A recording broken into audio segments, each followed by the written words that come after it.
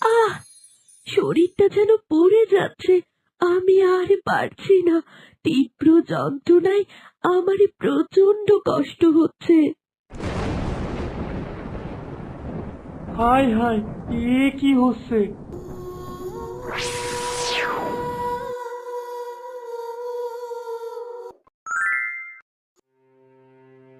কি ব্যাপার? এরা কারা? আর এই মেয়েটিকে দেখতে হুবহু বনলতার মতো দেখ। বলছি রানীমা, আমি সব সত্যি কথা বলছি। এত কিছু বলার জন্যই অনেক দূর থেকে এখানে এসেছি আমি। কি ব্যাপার সাধু বাবা? দূর থেকে দেখলাম আপনি একটি ফুলকে মানুষে রূপান্তরিত করেছেন, কিন্তু এটা কি করে সম্ভব? তাছাড়া এই মেয়েটা দেখতে আমাদের ছোট রানী বনলতার মতো। আপনি যাকে ছোট রানী ভাবছেন সে আসল বনলতা নয়। আপনার সামনে যে মেয়েটি দাঁড়িয়ে আছে ওই আসল বনলতা। আর যাকে আপনি পুত্রবধূ বানিয়েছেন ওর নাম সোহিনী। মিথ্যা, সবকিছুই মিথ্যা। এই সাধু সবকিছু বানিয়ে বানিয়ে বলছে। মা, আমি আসল বনলতা, আর এই বনলতাকে ও নিজে সৃষ্টি করেছে। চুপ কর তুই। আমাকে মিথ্যেবাদী বলছিস। অনেক পাপ করেছিস তুই। আমি তোকে আর কোনো পাপ করতে দেব না। এখন এই বনলতাকেই এই রাজ্যের রানী হিসেবে মেনে নেবে সবাই।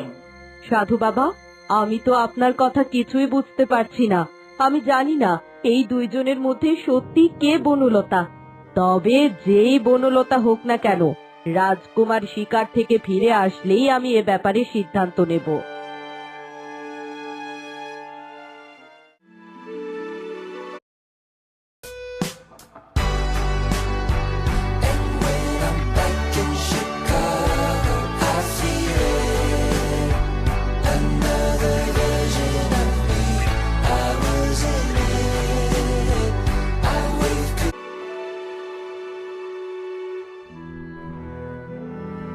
কি ব্যাপার বনলতা, তুমি এই অবেলায় বাগানে ঘুরে বেড়াচ্ছ কেন?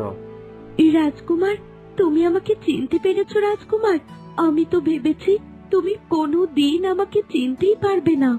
তুমি আমার বিবাহিতা স্ত্রী, আমি তোমাকে চিনতে পারবো না কেন? তুমি এতদিন যাকে নিজের স্ত্রী বলে ভেবেছো সে তোমার স্ত্রী নয়। তার নাম হলো সোহিনী। সে আমার ছদ্মবেশ ধরে তোমাকে বিয়ে করেছে। সোহিনী আমার দিদি। ছোটবেলা থেকেই ও আমাকে একদম সহ্য করতে পারতো না।